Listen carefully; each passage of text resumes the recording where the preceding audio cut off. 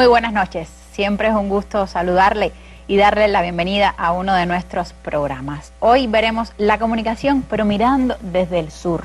Y es que muy recientemente concluyó en La Habana el 8º Encuentro Internacional de Investigadores y Estudiosos de la Información y la Comunicación, por sus siglas ICOM 2015, un encuentro que reunió en esta capital a unos 600 participantes entre cubanos y extranjeros. De lo que pasó en esa semana, de lo que va a pasar para que ese encuentro no sea solo la reunión de La Habana, de las cosas que ICOM puso sobre la mesa, de las aspiraciones, de los sueños, de las preocupaciones de quienes se dieron cita en La Habana, estaremos hablando en el programa de hoy y lo haremos con sus protagonistas o con algunos de sus protagonistas. Por eso le doy la bienvenida y las buenas noches al doctor Francisco Sierra de la Universidad de Sevilla, director de CIESPAL, presidente de la ULEPIC. Bienvenido. Gracias, muy amable. Gracias a usted por estar aquí. También nos acompaña esta noche el doctor Enrique Sánchez Ruiz, mexicano, de la Universidad de Guadalajara, director de su Centro de Estudios de Comunicación. Bienvenido, profe, qué bueno que esté aquí. Gracias. Ha sido un gusto. Ya verán los televidentes y radioyentes las muchas cosas que tienen que decir. También le damos las buenas noches al doctor Ramón Sayo, de la Universidad del País Vasco. Bienvenido. Muchas gracias. Siéntase como en su casa. Y me da mucho gusto presentar a alguien que es de la familia periodística y comunicativa de este país, profesora de muchos de quienes estamos haciendo la comunicación, la doctora Hilda Saladrigas, quien además de ser una profesora brillante, que me da mucho gusto. Yo sé que eso a ella no le gusta que yo lo diga, pero aprovecho que tengo el poder, como ella me enseñó de este lado, para darle las buenas noches y muchas gracias. Además, la profesora Hilda es la presidenta del comité académico de este encuentro sobre el que estaremos hablando. Muchas gracias, buenas noches. Para un poco presentar lo que fue ICOM 2015, nuestro periodista Oscar Figueredo nos preparó una nota introductoria. Vamos a verla y enseguida regresamos para conversar, que hay mucho que decir. Bajo el lema Información y Comunicación desde el Sur, Economía, Política, Cultura y Pensamiento Crítico, sesionó del 7 al 11 de diciembre en el Palacio de Convenciones de La Habana el 8º Encuentro Internacional de Investigadores y Estudiosos de la Información y la Comunicación, ICOM 2015, y el 9º Congreso Internacional de la Unión Latina de la Economía Política de la Información, la Comunicación y la Cultura. Relevantes académicos, docentes, periodistas e investigadores de una veintena de países participaron en estas jornadas de reflexión e intercambio científico.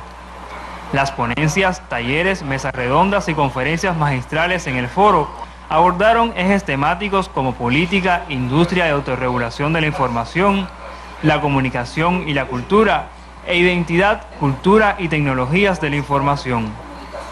Durante la apertura de ICOM ULEPIC 2015, se entregó la distinción Doctor Honoris Causa de la Universidad de La Habana al profesor Armand Matelar, quien ofreció la primera conferencia magistral del cónclave.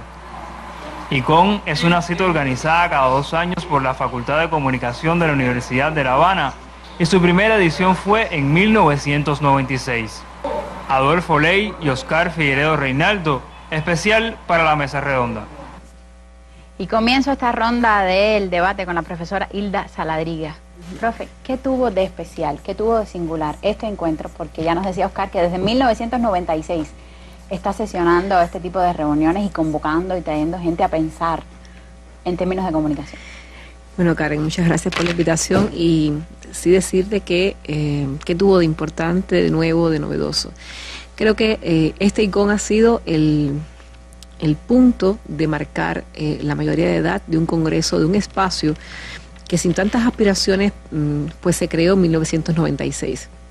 Hay que reconocer que paulatinamente fuimos ganando en mayor madurez y no es solamente por la cifra de participantes, no es solamente porque hayamos puesto de escenario el Palacio de las Convenciones de La Habana, que es de por sí ya muy importante para nosotros llegar a ese espacio tan simbólico y tan importante, sino simplemente que hemos ido ganando paulatinamente en madurez en cuanto a la reflexión, en cuanto a situarnos en aquellos aspectos más importantes y acuciantes que en el campo de la información, la comunicación y la cultura pues están aconteciendo hoy en el mundo y que tienen que ver mucho con nuestro país, porque también como país estamos implicados en esos procesos que tienen que ver en estos momentos con el desarrollo de la humanidad de una manera u otra. Entonces yo creo que, te repito, hemos llegado a una mayoría de edad porque, como tú bien dices, Icón siempre apostó por traer a La Habana y todo lo que pudiera aportar desde el pensamiento latinoamericano fundamentalmente, iberoamericano también. Nunca Iberoamérica, o sea, nunca España fundamentalmente nos ha abandonado, hemos estado siempre acompañados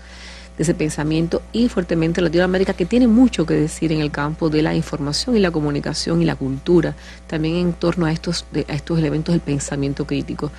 Pero repito, quizás en cantidad, quizás en las posibilidades de hacerlo, no tanto en los debates. Siempre hemos sido acalorados, siempre hemos sido preocupados, hemos sido un poco atentos, apasionados y atentos también de qué pasa, qué anda en el pulso de la comunicación y la información, porque no se puede trabajar en estas esferas, no se puede enseñar en estas esferas, no se puede investigar en estas esferas si estamos al margen del mundo, y mucho menos al margen de una América Latina que nuestro pueblo tiene que saber que en estas esferas pues ha hecho mucho y mucho diferente a lo que internacionalmente acontece. Entonces nosotros hemos tratado siempre de estar cerca de esa realidad. Por otra parte, porque también es una manera, o ha sido una manera de acercar a nuestros estudiantados a esas tendencias, a esos autores. Ahora, ¿qué sucedió en esta oportunidad? Bueno, pues que la Universidad de La Habana y la Facultad de Comunicación pudimos también hacer homenajes muy importantes. Ya desde el ICON pasado, la facultad nuestra pues también hizo un homenaje importante, una figura que ha apoyado mucho la formación en Cuba, en este caso el profesor Manuel Martín Serrano. Ya existía, se había entregado en Cuba el premio Doctor Honoris Causa en el campo de la comunicación a Ignacio Ramonet, pero en esta oportunidad pudimos hacer un homenaje mayor a otra figura muy relevante del campo de la comunicación, como lo es Armand Matelar y su esposa Michelle Matelar, que de alguna manera pues sentíamos que le debíamos ese reconocimiento a una pareja muy cercana a América Latina, muy cercana también a Cuba, ama entrañablemente a Cuba, han amado siempre entrañablemente a Cuba, y han aportado mucho desde su pensamiento, su reflexión, su literatura, su amor entre ellos y hacia nosotros. Y por otra parte también reconocer, creo que esto sí por primera vez, figuras nacionales. En la jornada de clausura también el encuentro honró a importantes comunicadores, a gente que ha hecho mucho. Es importante saber que la Academia Cubana, o sea, se ha dispuesto a ir reconociendo, porque honrar honra. Y en este caso se hizo a dos figuras muy importantes, lamentablemente ya una recientemente fallecida, el profesor Enrique González Manet. Un hombre que sin duda alguna, pues para nosotros los cubanos es un orgullo. Formó parte de ese grupo inicial de pensadores críticos que denunciaron toda la problemática del no derecho a la información y la comunicación, cuando el informe McBride, muy famoso en los años 80, y por tanto un hombre que también se dedicó a desenmascararnos la otra cara, ¿verdad?, de las telecomunicaciones, de los medios de comunicación. En ese sentido, nos debíamos un reconocimiento, y así fue homenajeado Enrique González Manet, y tanto por la Universidad de La Habana como por la ULEPIC, o sea, la Unión Latina de Estudiosos de la Economía Política Crítica y la Cultura. Y por otra parte la maestra Mirta Muñiz, una persona que ha dedicado su vida al hacer comunicación promocional, al hacer comunicación, bueno, de que estamos hablando, la persona que...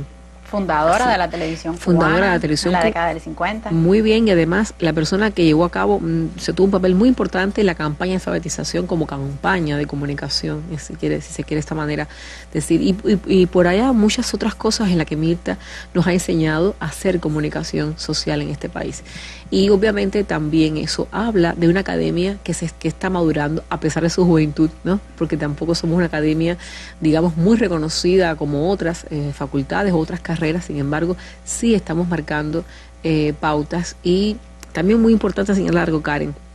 En nuestro caso, la fusión de alguna manera rica, y tú lo sabes porque estudiaste con nosotros allá, que existe entre tres áreas de saberes que no siempre dialogan de la misma manera en otras partes del mundo.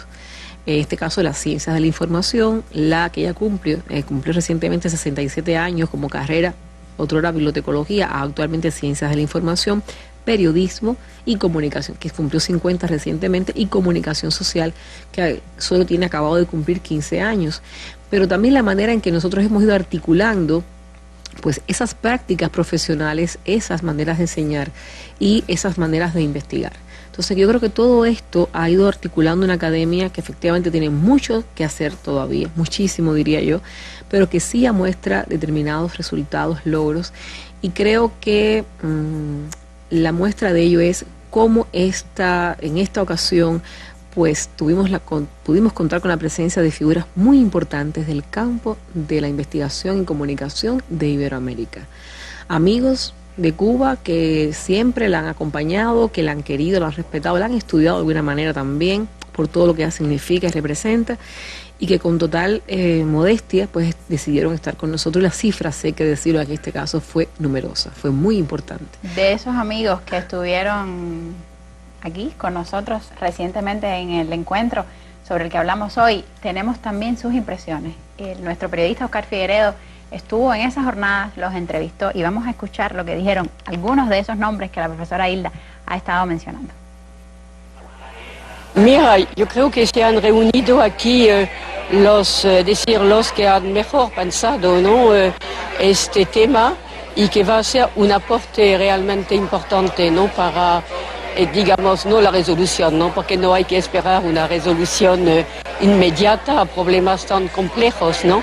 Pero se da la circunstancia de una reunión muy rica, ¿no? Y muy, como digo, que convoca a, bueno, los que realmente han pensado este problema. Yo creo que es una de las primeras veces donde se llega, digamos, a plantear la cuestión de la evaluación de las diversas políticas que se aplicaron y que se aplican en América Latina, que son muy diferentes, pero también hay un elemento, un denominador común, que es finalmente que si hay regulación en materia de políticas de comunicación, es porque hay una presión de movimientos sociales, presión popular. ¿Usted entiende? La originalidad del acercamiento de América Latina a la comunicación es precisamente que hay una toma de conciencia de la necesidad.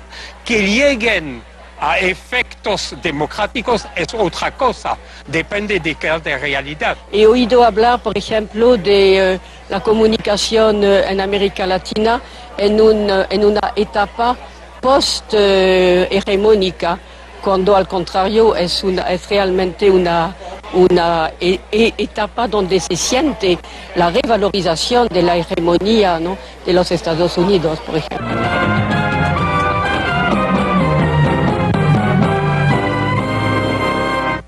Ya lo veíamos un poco el pulso de lo que fueron esas jornadas, pero le damos seguimiento también con los criterios del profesor Ramón Sayo de la Universidad del País Vasco. Profesor, en sus estudios sobre las políticas comunicacionales, yo parados un poco en esas conclusiones o en esos estudios que usted ha realizado, ¿qué pertinencia tiene que estemos hablando de esto en esta época? ¿Qué condiciones hay en nuestros países que le dan actualidad a estos temas?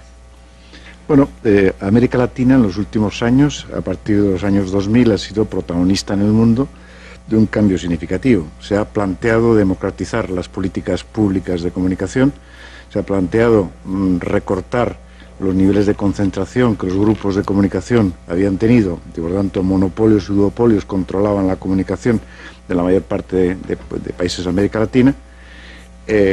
Se ha podido expresar en este tiempo la emergencia de radios y televisiones comunitarias, que significa el pulso social convertido en comunicación al margen del Estado y por lo tanto como una iniciativa colectiva, y todo esto pues ha conformado un caldo de cultivo significativo que le ha puesto a América Latina en vanguardia de los cambios respecto al tema de la comunicación en el mundo, y esto coincidiendo además con la era digital. Es decir, que no es nada incompatible que estos procesos de democratización se hayan planteado, de generación de servicios públicos, que en América Latina era una gran ausencia, muy importante ausencia, y se han empezado a vertebrar. Bueno, pues ha coincidido que todos esos fenómenos se han producido cuando la era digital está ya en marcha, está entrando, y que por lo tanto va a significar nuevos requerimientos. Hay países que se han dotado de legislaciones más progresistas, que son capaces de responder primero a las demandas sociales para articular un discurso público y colectivo en bases democráticas y participativas, y hay otros que han sido más timoratos y no han tenido una intervención tan significativa y han permitido que las reglas del mercado gestionadas por oligopolios sigan controlando los medios, aunque los han puesto paralelamente un servicio público un poco pequeño al lado.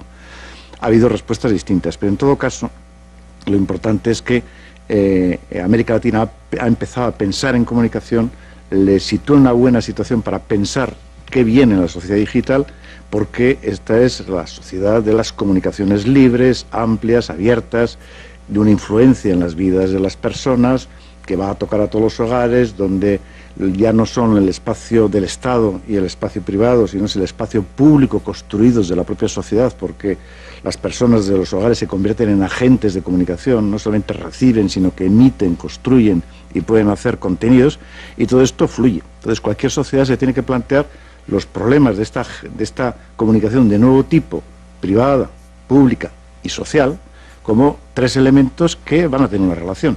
Y lo deseable es que al final las sociedades construyan de manera armónica estos ámbitos para que predomine la función de los derechos culturales de la sociedad, y pensando que la comunicación debe estar al servicio de la sociedad y no al revés. Es decir, que la gente por antonomasia de la comunicación es la sociedad, porque la sociedad es la titular de la cultura, es la titular también de los derechos democráticos y de los derechos de comunicación. En el deber ser, yo estoy de acuerdo con usted, y bueno, probablemente, pero ¿tiene futuro esa idea? Poniendo los pies en la tierra, como decimos aquí.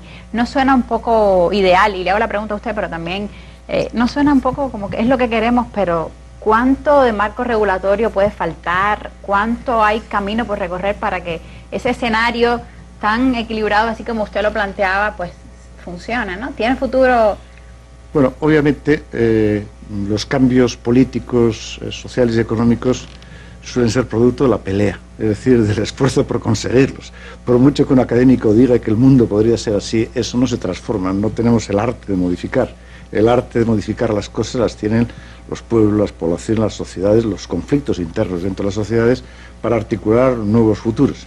Y no es pensar en utopías, es pensar en una cosa tan simple con que la sociedad es la titular de la comunicación, tiene que vertebrar su comunicación social para hacerse más fuerte, para responder a los retos del presente, para poder afrontar retos económicos, retos tecnológicos y de todo tipo, y la comunicación es una herramienta formidable para hacerlo.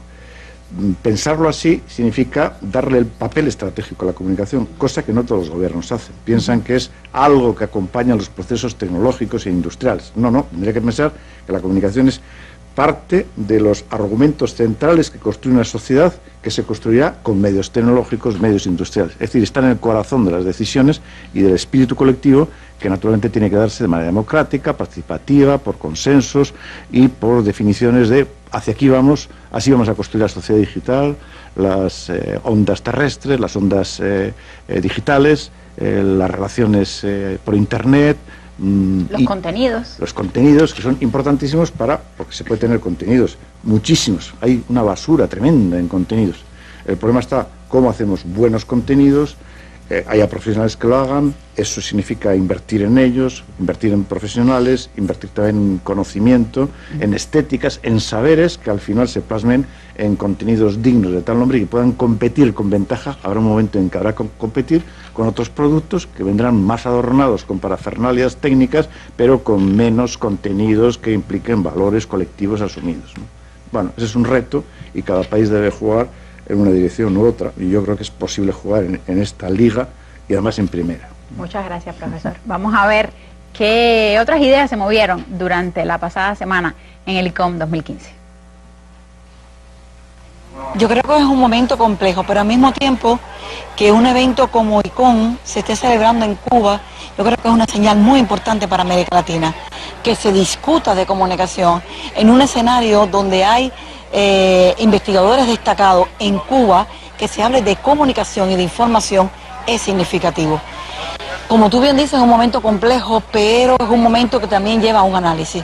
Yo creo que es especial para hablar de regulaciones, yo creo que es especial hablar de una comunicación emergente, yo creo que es especial intensificar en los medios alternativos. En estos eventos lo que podemos hacer es articularnos, crear nuevas experiencias, seguir investigando la economía política para saber cómo se están articulando los procesos de acumulación del capital simbólico, cómo estos se están articulando con los nuevos procesos hegemónicos, cómo estos se están articulando al final para destruir y sobarcar el poder popular de muchos estados. Para integrar y para, en fin, tener una perspectiva de integración, yo creo que hay mucho trabajo que hacer, ¿no? Iniciando, por ejemplo, con ese evento que tenemos miles de personas de varios países participando con una perspectiva crítica, queriendo construir juntos una perspectiva solidaria para todos los países. Para mí eso es más que importante. Entonces sí es fundamental tener eventos como ese. Segundo lugar, es crear posibilidades de grupos de trabajo que no se quede aquí ese evento y que se continúe construyendo otras posibilidades. En lo que fuera la última conferencia magistral del evento en La Habana, el profesor aquí a mi izquierda, Enrique Sánchez Ruiz puso el dedo en la llaga, con una mirada a la comunicación en tiempos neoliberales. Y digo el dedo en la llaga porque en este último cambio que ha habido en América Latina, donde la derecha en algunos países como que regresa a la palestra pública con mucha más fuerza, yo le pregunto, ¿estamos hablando de que corremos el riesgo de volver, por ejemplo, a esa comunicación ferozmente neoliberal de los 80, finales de los 80 y los 90, o cómo lo ve usted? Bueno, yo de momento lo trato de ver optimistamente. Por ejemplo, el caso de Venezuela, pues me parece que es salvable en el sentido de que pues el Poder Ejecutivo de todos modos sigue salvaguardado por un pensamiento opuesto al neoliberalismo, que pues una buena parte del poder legislativo pues regresa al neoliberalismo, pero no está el país entero volcándose hacia los grandes capitales, etcétera. Que a lo mejor en Argentina hay un poquito más de recuperación por parte de los neoliberales, pero que en general América Latina no está, yo no la percibo así como ya están todos regresando al liberalismo. No, más bien como tener los focos de alerta, claro, que podrían no dar una valoración general, pero sí que es posible. En ese sentido está bien, concuerdo, pero otra vez yo creo que todavía faltan muchas luchas por ejercerse, por realizarse, y habrá que ver, ¿no? Por otro lado, dentro de países que tienen un predominio neoliberal en sus formas de gobierno, y ese es el caso de mi país, de México, el gobierno actual realizó una serie de reformas constitucionales, algunas de las cuales, por ejemplo, lo que llaman la reforma energética, fue claramente de corte totalmente neoliberal, porque a un aparato que había sido estatal, lo está, digamos, ahora sí, por ejemplo, en la explotación del petróleo y también en la energía eléctrica, está entregándolo, pues, ¿no? No solamente al sector privado, sino también, y ya están participando grandes transnacionales en ese sector. Sin embargo, en el ramo de las telecomunicaciones y la radiodifusión, pues hubo una serie de presiones de diferentes grupos, de algunos grupos, que lograron que por lo menos en la primera fase de reforma constitucional se pudiera incluir, por ejemplo, ya más abiertamente la necesidad de que hubiera más competencia. Cuando teníamos, por ejemplo, en el caso de la televisión, un duopolio dentro del cual una de las empresas es fuertísima, ¿no? La famosa Televisa, o en el ramo de las telecomunicaciones, que tenemos a otro actor dominante, que es Telmex, que a su vez tiene presencia en pues, prácticamente toda América Latina. Bueno, la cuestión es esta, que el gobierno reconoce la necesidad de mayor competencia y bueno, pues se hacen algunos arreglos para que ingresen algunas empresas a competir. Hasta ahí todo bien. Falta, y el gran problema es que en todas estas, fueron varias reformas las que realizó el gobierno.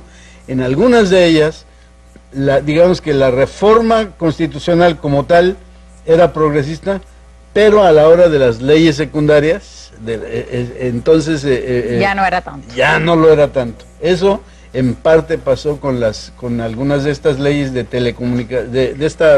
de estas reformas de telecomunicaciones y radiodifusión, pero sin embargo ahí está una semilla, ¿sí? Y no necesitamos, yo no diría para bien o para mal, más bien diría para mal, pero no necesitamos un cambio de gobierno, digamos, ¿no?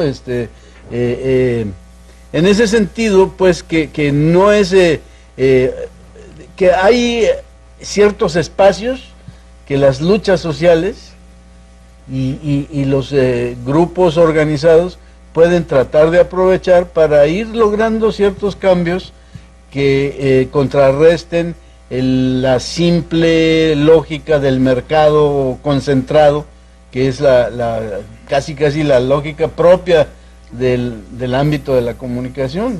Es muy consustancial al neoliberalismo también, sí, claro, cuando usted lo plantea desde esa perspectiva. ¿Cómo se ve este fenómeno desde la CIESPAL? ¿Cómo lo ve usted mirándolo así, digamos, más holísticamente? Bueno, en el frontispicio de CIESPAL, en el edificio histórico, viene un lema que es importante, porque la comunicación es un derecho.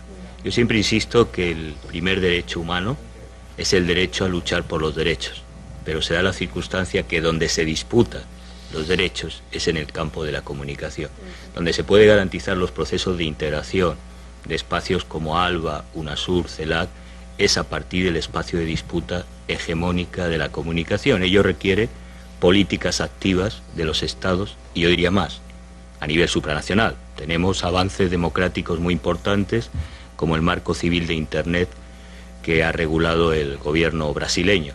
Pero si no vamos a un debate internacional en espacios de integración, difícilmente vamos a poder democratizar una red que está intervenida, que está dominada bajo hegemonía estadounidense y que también amenaza los procesos democráticos. Creo que en la última década ha habido, como señalaba el profesor Zallo, un avance democrático sin duda dudar en América Latina, muy importante. Yo diría que América Latina es el centro ahora de los debates más avanzados, de las políticas más avanzadas en regulación, pero hay que recordar que en este ámbito de disputa siempre hemos pensado que la comunicación es una cuestión privativa, mercantil o instrumental.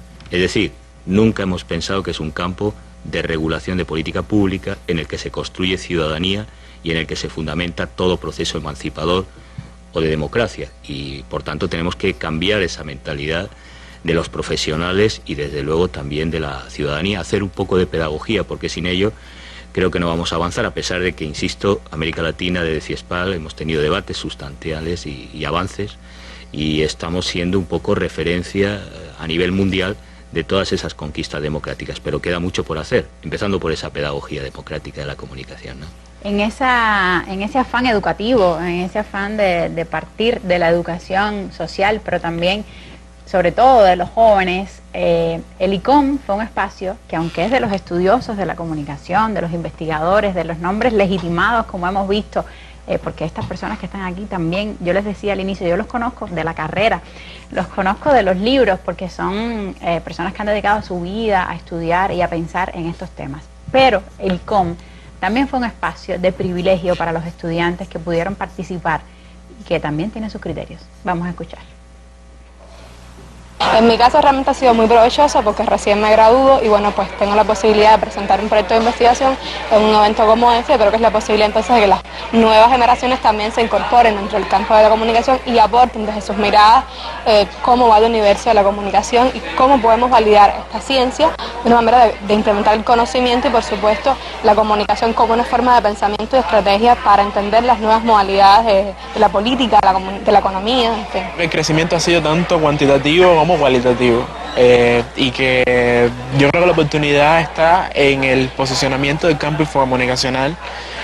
En ese posicionamiento también el posicionamiento de la Facultad de Comunicación en un contexto de estudios latinoamericanos, en un contexto de estos estudios desde el sur. Con esta conferencia hoy me alegro, he aprendido muchísimo sobre la necesidad de la interdisciplinariedad y la transdisciplinariedad y de incluso el papel que debe jugar en la formación profesional de los estudiantes. Me parece que es necesaria fomentar una formación profesional que sea un poco más integrada para que podamos formar profesionales de mayor calidad. Hemos podido hablar con las personalidades y los estudiosos investigadores que son autores de los libros por los que estudiamos en la facultad. Además vienen a poner en agenda temas sumamente interesantes, prioritarios del ámbito de la comunicación, de la información y del periodismo.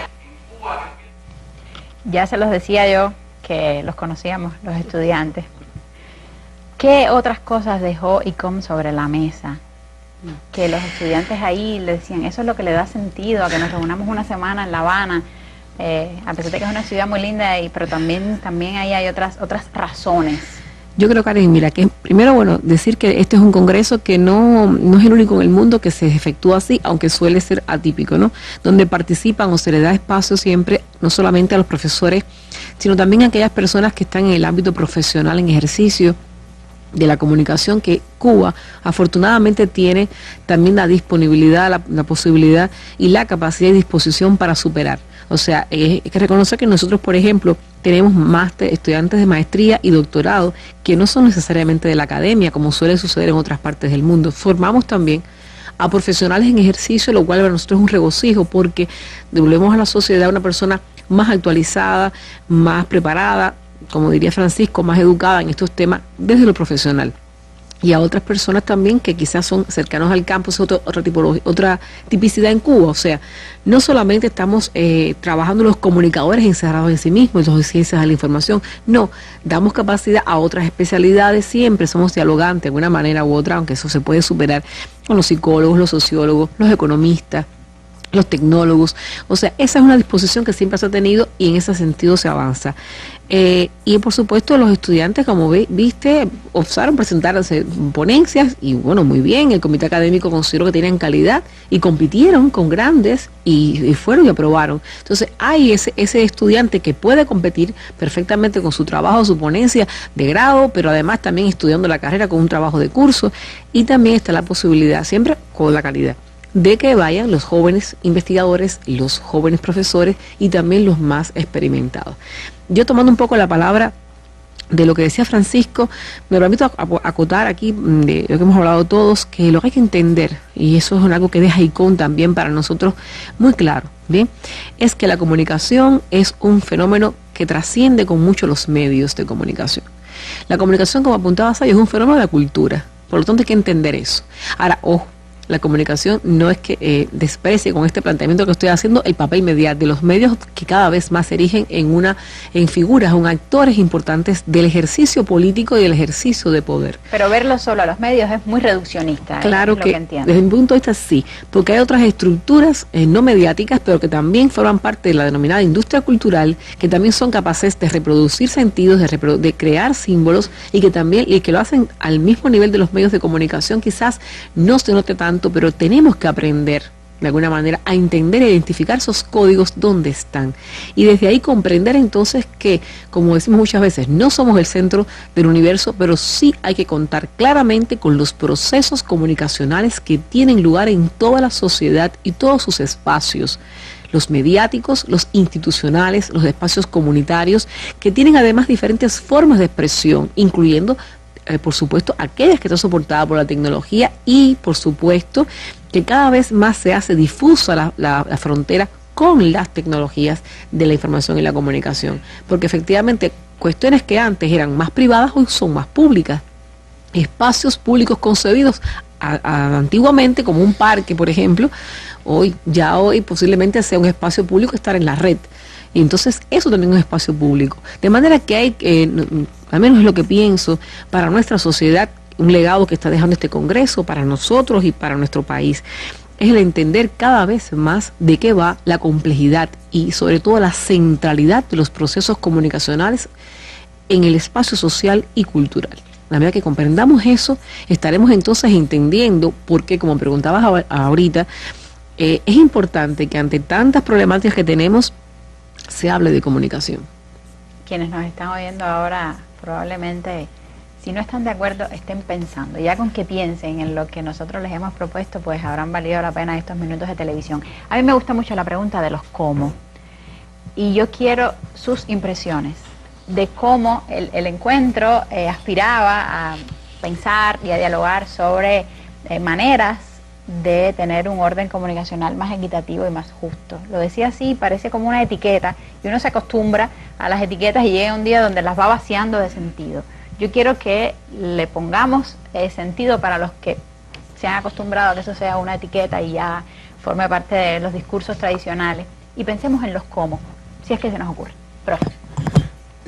Vamos a ver, una cosa muy importante es que haya una regulación sobre las comunicaciones, porque si lo dejamos a que los mercados los vertebren, los mercados al final, por la lógica misma de concentración, al final habrá dos agentes que controlarán el conjunto de la comunicación. Por eso es importante que haya una regulación no para que el Estado supla la sociedad, sino para que la sociedad tenga la disposición del control de las comunicaciones y diga con las comunicaciones lo que tenga que decir y las estructure como quiera. Es muy importante una regulación en dos planos. Uno, el lado de las radiotelevisiones, de los contenidos, el lado de todo lo que tiene que ver con cultura, derechos de la comunicación, pero paralela y simultáneamente por el lado de las telecomunicaciones en la época digital, porque ahí nos jugamos las formas de comunicación no nacionales, sino a escala planetaria, y cada país debe estar presente en ese marco, aportando de sí mismo. Por lo tanto, hay una reflexión conjunta a hacer en el campo de la comunicación y en el campo de las telecomunicaciones, que implica neutralidad de la red, privacidad, todo lo que tiene que ver con interoperabilidad, es decir, términos nuevos que en comunicación no hemos tratado mucho, porque hablamos más bien de derechos a las personas, a los profesionales, la deontología profesional, y ahora también tenemos que vertebrar ese campo que se ha abierto porque es la sociedad la que está comunicada. Esos dos campos hay que estudiarlos simultáneamente, al tiempo que se fraguen infraestructuras para poder hacer viables esos procesos y se esté comunicando con el mundo en condiciones, digamos, de igualdad y en condiciones de preparar a las propias gentes del país a estar comunicados con todo el mundo con contenidos en los que se pueda más ser, digamos, agentes pioneros por la calidad comunicativa, por los valores que se manejan. Bueno, ahí creo que hay una apuesta y una posibilidad real en países de América Latina para contar mucho en ese mundo, pero eso significa apuestas estratégicas, definidas y regulaciones muy claras en este orden de cosas. ¿Qué piensa usted, profe? ¿Está de acuerdo 100%? Sí, con lo que acaba de decir el profesor Sayo, claro que sí. No, yo quiero hacer una especie de una aclaración. Cuando yo hablé el viernes en mi conferencia sobre la cuestión del neoliberalismo, yo no hablaba de políticas y de coyunturas específicas, sino hablaba de casi 3 décadas de predominio de lo que llamaban el pensamiento único, ¿no? De un pensamiento, una ideología, de una ideología literalmente, un sentido común, que durante todas esas 3 décadas, a su vez, sirvió para soslayar pensamientos alternativos, entre ellos el pensamiento crítico de las ciencias sociales, en particular en nuestro caso de los estudios de comunicación. Bueno, aquí lo que yo diría en estos comos es precisamente que afortunadamente por las crisis del capitalismo, a su vez el neoliberalismo ha ido siendo cuestionado como pensamiento válido, digamos, ¿no? Y han ido regresando las formas de pensamiento crítico a las ciencias sociales latinoamericanas y a los estudios de comunicación. Y eso es importante. ¿Por qué? Porque las utopías y los cambios solamente pueden lograrse si hay oportunidad de pensamientos alternativos a aquel pensamiento único, hegemónico, ¿no? Entonces digo, yo no hablaba de la coyuntura X donde hay o no un cambio de política específico, sino de toda una época ideológica que yo siento por mis observaciones que está en vías de por lo menos irse abriendo a formas alternativas de pensar y por lo tanto de hacer en América Latina. Cuando usted dice que están regresando esa manera crítica, que está regresando esa manera crítica de leer esas lecturas, es porque en algún momento dejaron de estar. Cuando usted habla de regreso, bueno, es porque... yo a lo que es lo que acabo de decir. Nosotros tuvimos en América Latina alrededor de los 60s y 70s un predominio muy fuerte de estudios críticos, de pensamiento crítico, influidos en gran medida por el marxismo y otro tipo de paradigmas, ¿no? De corte estructuralista, en general más crítico, que pero en los años 80 ocurrió de alguna manera la hegemonía de los asesores de Margaret Thatcher, de Ronald Reagan, etcétera, etcétera, que generalizaron, hicieron que se generalizara como una especie de sentido común el tipo de políticas que exigían el retiro del Estado de la economía, la desregulación, el regreso de las por ejemplo, en el caso otra vez de mi país, donde había un sector paraestatal enorme, se decía pues que en la economía mexicana era una economía mixta. Bueno, con Carlos Salinas de Gortari, más o menos en esos años, lo que ocurre es que se venden prácticamente todas las empresas paraestatales y se privatizan, entre otros tipos de empresas, los medios estatales o casi todos los medios estatales que había. Entonces, bueno, esto es porque ese era el pensamiento predominante, eso era lo que se aceptaba, digamos, a nivel, pues, tácitamente el mercado mandaba, claro, y el Estado que se quedara en un tercer plano. Incluso en reuniones académicas de repente uno se sentía lo que llaman el bicho raro, como decía. La espiral del silencio, ¿no? Que como que no te iban a apoyar y entonces mejor detenías un poco en tus opiniones tan radicales como podían aparecer, ¿no? Estoy exagerando, pero eso era lo que pasaba.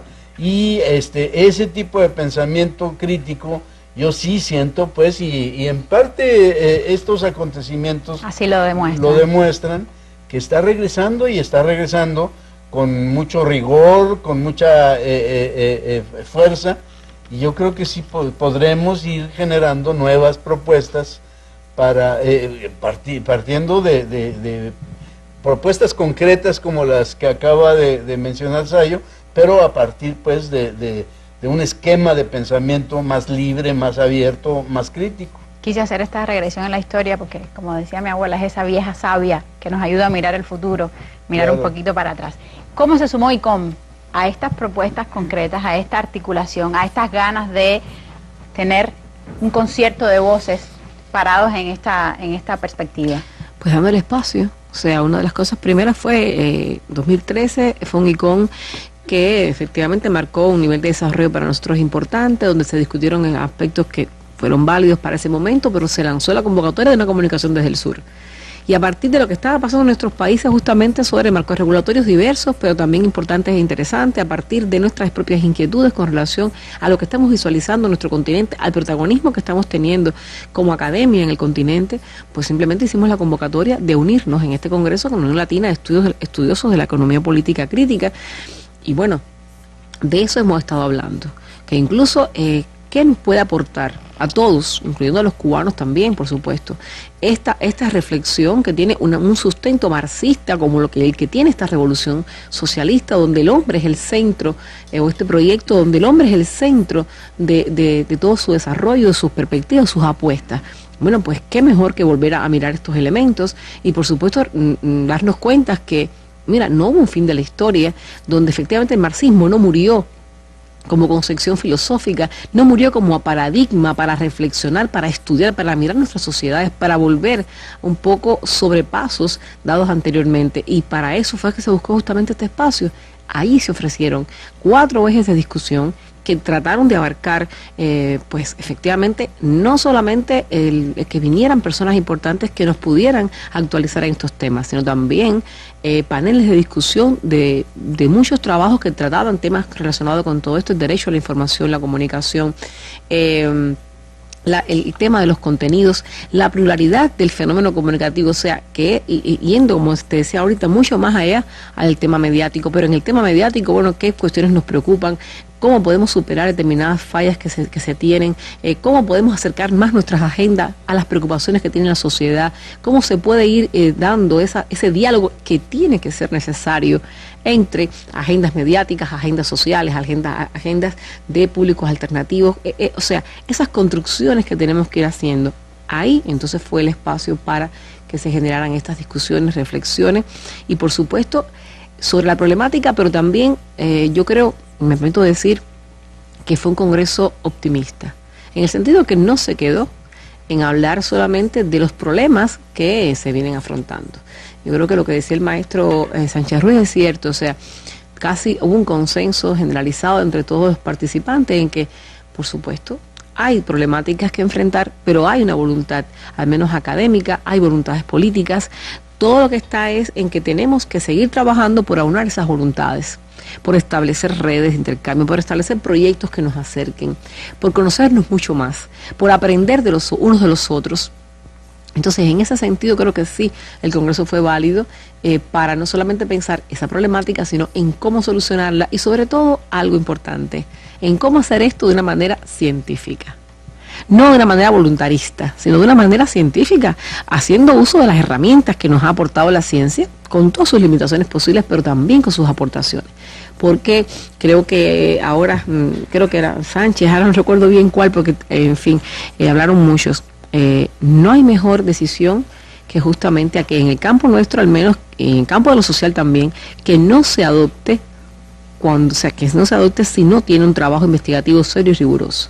O sea, el punto de partida es tener un elemento importante que esté justamente permeado, condicionado, esté sustentado en un trabajo serio de investigación. Y por tanto, ya desde ese punto de partida se tiene una gran parte del terreno ganado. Desde la OLEPIC y la CIESPAL, ¿cómo evaluar esta presencia de estos días en La Habana que propició el ICOM? No es casual que sea en La Habana un encuentro de pensamiento crítico que no es una posición dominante, es emergente, como señalaba el profesor Sánchez Ruiz, es decir, hemos vivido décadas de ausencia de esa perspectiva crítica, que hay que decir que fue una de las señas distintivas del pensamiento latinoamericano, pero vimos un horizonte, yo diría, muy optimista. Acabo de estar hace poco tiempo, el pasado mes, en el encuentro del CLACSO, del Consejo Latinoamericano de Ciencias Sociales en Medellín, y estamos asistiendo a una emergencia, a un crecimiento, a agendas de debates, por ejemplo, sobre repositorio de dominio público de información y conocimiento en red, a debates sobre políticas culturales muy interesantes. Entonces, quiero señalar esto porque el encuentro del Congreso no es casual, no es cualquier Congreso, no es casual que sea en Cuba, en La Habana, y no es casual que sea conjuntamente entre la Facultad de Comunicación, con todo el legado histórico y patrimonio intelectual que tiene, y de OLEPIC, que surge justamente ese contexto neoliberal para aglutinar a los dispersos, escasos y minoritarios investigadores críticos. Ese es un punto de partida. Yo creo que hay dos, que es muy importante, el empezar a reflexionar cómo podemos hacer ese puente entre academia y profesión. Ha habido muchos debates a lo largo del Congreso sobre el papel de las facultades y creo que eso es muy importante, y creo que el próximo ICOM va a ser monográfico sobre la transdisciplina y las transformaciones del mundo de la comunicación que hay que repensar todos, y esperamos que dé una perspectiva emancipadora, crítica. Y luego las agendas, y creo que la característica de los congresos como el de ULEPIC y ICON es que no solo hace diagnósticos, descripciones, análisis críticos, sino también propuestas de política pública, agendas de investigación. Yo destacaría dos que creo que son importantes: la necesidad de que haya articulaciones internacionales. Estamos jugando el futuro de la humanidad en debates como la gobernanza democrática de Internet, y que es importante, y hay foros inmediatamente a principios del próximo año en el que tenemos que debatir y participar los investigadores críticos en esa materia, pero también a nivel local. Es decir, ¿qué podemos hacer en un municipio, en la alcaldía, en La Habana, en los ámbitos domésticos, los barrios? Porque también se puede construir políticas de comunicación con otros sectores, educación, cultura, patrimonio, el ejemplo de la Oficina del Historiador de La Habana. Es decir, se pueden hacer articulaciones de política de comunicación y cultura y otros sectores que habitualmente no dependen solo de nivel central o del Estado, que a nivel subestatal se puede hacer, como hay que plantear también agendas a nivel internacional. Así que mi valoración por parte de ULEPIC es muy positiva. Yo creo que ha habido un alto nivel científico de calidad, lo han reseñado todos los estudiantes, los académicos, muchos colegas que venían de otros países, y además una batería de propuestas y agendas de trabajo que nos tienen que ocupar los próximos años. Usted quería, en los últimos minutos, agregar algo. Justamente profundizando en lo que está comentando el profesor, han salido agendas concretas. Por ejemplo, algunos elementos ha sido la necesidad de poner las cuestiones de la comunicación en la centralidad política, es decir, sea una cuestión de Estado y de administración, es entender que ese es un núcleo duro de la política y por lo tanto muy central en la vida social y en la vida económica. La comunicación también es economía. La necesidad luego de definir el derecho de acceso a la población en ida y vuelta, es decir, pasivo y activo, que la sociedad sea protagonista a su vez de la comunicación y cómo se puede vertebrar normativamente, el que se definan los derechos de la comunicación de la población, pero al mismo tiempo también de los derechos del internauta, porque la población también es internauta, en la necesidad de producción propia del país para que en los libres flujos mundiales no se sea simplemente un corcho en el mar ajeno, sino se produzcan para intercambiar con otros desde una dignidad comunicativa, la necesidad de servicios públicos potentes, abiertos, no de Estado, sino servicios públicos como tal, es decir, que sirven a la ciudadanía con criterios democráticos y de definición colectiva, la necesidad de centralizar las comunicaciones, y bueno, yo creo que han salido, y la necesidad de organismos de regulación neutrales. Como las administraciones no pueden meterse en comunicación porque es tocar el campo de los contenidos y los derechos de las personas, y esto es una dificultad, organismos independientes que sean árbitros en el ámbito comunicativo y que permitan decir cuando las cosas no van bien o no, para el pluralismo y cuando van bien. Por lo tanto, ese tipo de estructuras intermedias que suelen ser muy de avanzadilla democrática y no lo hay en todas partes del mundo, puede ser una clave bastante significativa. Entonces yo creo, y luego otros temas eran la propiedad intelectual, hay que revisarla para que los creadores puedan vivir de su actividad, pero al mismo tiempo pueda haber un libre flujo en claves de bien común, entendida la cultura como un bien público colectivo y cómo casar los intereses, digamos, de un derecho creador que quiere vivir de ello y al mismo tiempo de una sociedad que tiene derecho a la cultura, porque la cultura sobre todo es un bien público común. Todo eso ha salido y salían ideas para ir vertebrando, y yo creo que ha sido un hervidero de ideas estas jornadas. ¿Cuándo es el próximo? 2017. Diciembre de 2017, también en jornada de Festival de Cine, convocamos nuevamente y esperamos que tengamos estos y otros invitados más a nuestro congreso y pues nada, a celebrar. Y ahí tendrá 20 años cumplidos. Exacto. Muchas gracias. Ha sido un gusto para mí que hayan estado esta noche aquí. Gracias. He aprendido y ya hemos aprendido entre todos y lo hemos construido colectivamente y eso siempre es un placer. Y despedimos este programa como lo hizo el ICOM. Como lo decía, uno de los primeros compromisos que escribía en la relatoría final de ese encuentro, y era que dejó en blanco y negro, así, en tinta, escrito el compromiso de que hacer para que la información y la comunicación sigan siendo un derecho. Muy buenas noches.